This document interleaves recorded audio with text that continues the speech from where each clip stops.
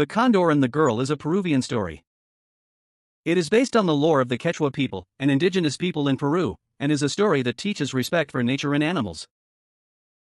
Once upon a time, in the high mountains of the Peruvian Andes, there was a small village called Lima. In this village lived a kind girl named Mila. Every day, Mira would walk around the mountains to help with the house, enjoying the beautiful scenery. She especially loved the flying condor. The condor is the king of the sky, and looking up at the way he crosses the mountains with his big wings, Mira always looked envious. One day, while Mira was picking flowers in the mountains, a strong wind suddenly blew. Riding on the wind, a huge condor slowly descended. When the condor found Mira, he gracefully spread his wings and landed on the ground. "Hello, little girl, I am the guardian of this mountain, the condor." The condor began to speak loudly. Mira was surprised, but she asked boldly, "You're flying, aren't you? I want to fly too, but how can I fly?" The condor laughed quietly. "Flying is not easy, but if you really want to fly, you must try it," Mira said with a twinkle in her eyes. "I will do my best in any way." Condor heard the words and nodded. "Then, if you really want to fly, you must overcome 3 trials. The first test is to reach the top of the mountain. The road is steep, and you have to cross steep cliffs and deep valleys." Mira felt a little uneasy, but Condor's words gave her courage. "I will definitely do it." Saying that, Mira began to walk towards the top of the mountain. Walking along the steep path, Mira made a few turns and slipped under her feet, but did not give up and moved forward.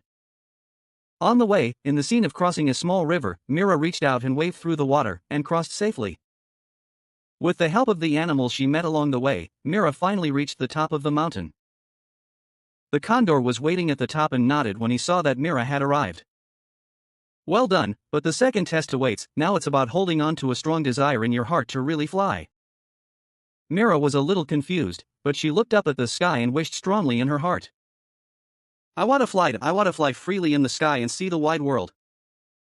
Then the condor began to speak again. "If the wish is sincere, then the final test awaits. The final test is to have the courage to fly for others. Test if you can fly with courage, not just for yourself, but to help someone else." Mira thought for a moment. He thought of the people in need in the village and the weakened animals. "I don't just want to fly, I want to use that power to help someone." Mira made up her mind and said to Condor, holding that thought strongly in her heart, "I will fly to help others." Then the condor spread its wings and put Mira on her back. "If you have that heart, you're ready, let's fly." Mira clasped tightly on Condor's back, and Condor soared high.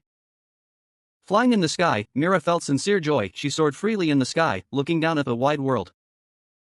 The smiles of the villagers and animals came to mind, and she swore a powerful vow in her heart. "I will continue to fly with courage for someone else." When? And the condor safely lowered Mira to the ground. Mira realized her dream of flying and realized that it was even more important. It was more important than anything else to use one's power to help others. After that, Mira became a village hero, helping people and continuing to fly. And the condor was always by her side and continued to watch over her as the king of the sky. That's it.